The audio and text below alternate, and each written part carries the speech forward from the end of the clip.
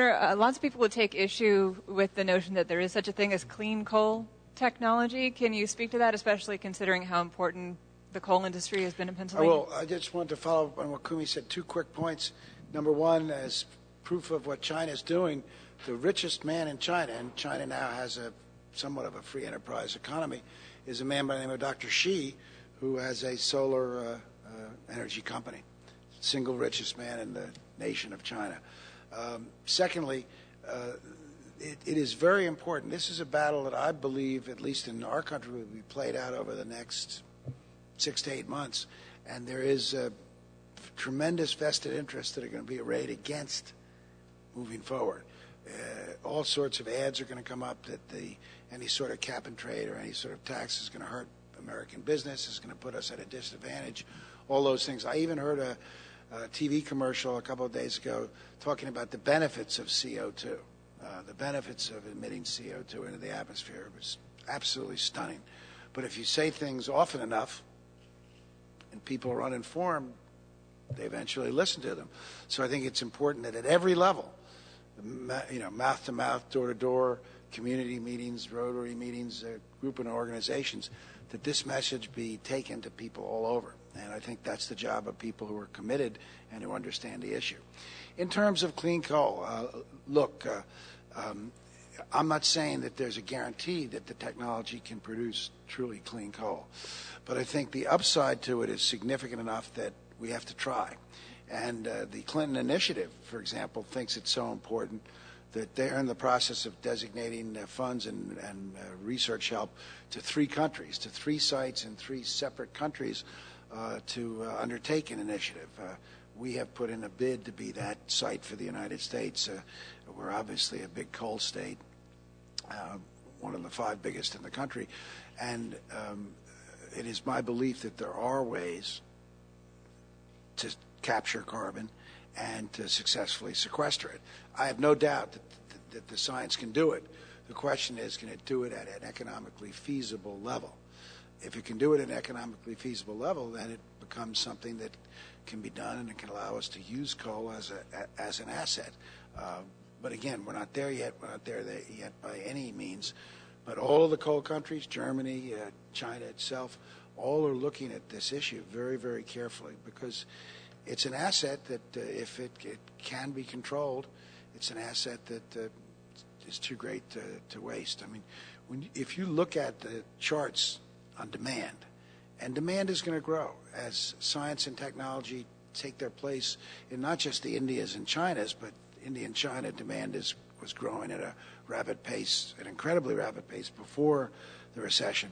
But there's the next level of countries behind India and China. Demand by the middle of the decade that starts in 2020, demand is going to be at such a level that no matter how good we do on renewables and alternatives, no matter how good our traditional production is, we're going to have to continue to find new sources as well as conserve. I think conservation is really one of the keys to the future, but we have to continue to look at new sources. I'll give you an example. Canada. Tell me, not just a hypothetical question here, not hypothetical, real question. What's Canada's greatest source of electricity? Think of Canada. Hydro. Electricity has basically ground to a halt in the United States. Why? Because of legitimate concerns of what hydro would do to aquamarine life. But the hydro technology has been advancing to a level that we now believe that hydro can be applied with relative safety to aquamarine life.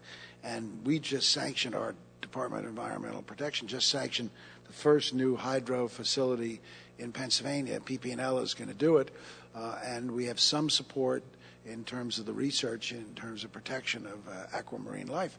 Well, hydro, if it wasn't for the potential damage to aquamarine life, is a wonderful source of clean energy, and it is a renewable source of energy as well. So hydro is something worth looking at. Look, technology can change virtually everything, and if technology can render coal truly clean in its production, it's something the stakes are too high not to pursue it. Can I guarantee that we'll get there? No. but we know how to capture in most cases. We know how to sequester. You can sequester in closed oil wells. You can sequester in natural gas mines, and some of the sequestration actually helps production in those facilities. The question is, can we do it in a way that's economically feasible? Do you want to comment on that? Keep going. Okay. The lady in the back? I'm sorry, they need to get you the mic. American Electric Power just this week revved up their retrofitted plant for the first carbon capture and sequestration unit. It's a very small amount of their carbon.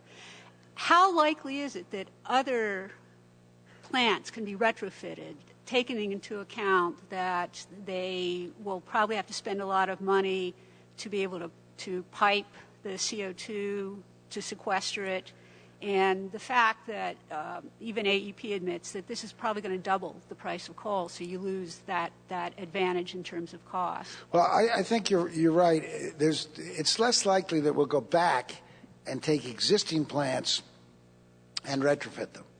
But I think we all understand that the expansion of traditional coal-burning plants is basically over. Even Texas killed that huge plan to build how many new coal-burning plants? Even in Texas, which isn't an environmental hotbed to say the least, but the citizens rose up and killed that plant. So I think the expansion, if the coal industry is smart, and I've tried to get the coal industry to support our new advanced energy portfolio standards, which has a section in it for successfully captured and sequestered coal production, and support the national bill, because if they're smart, their hope for expansion lies in new plants coming online that can do this. Otherwise, there's going to be no expansion of coal production facilities, and those facilities are one by one over time going to run out of traditional source.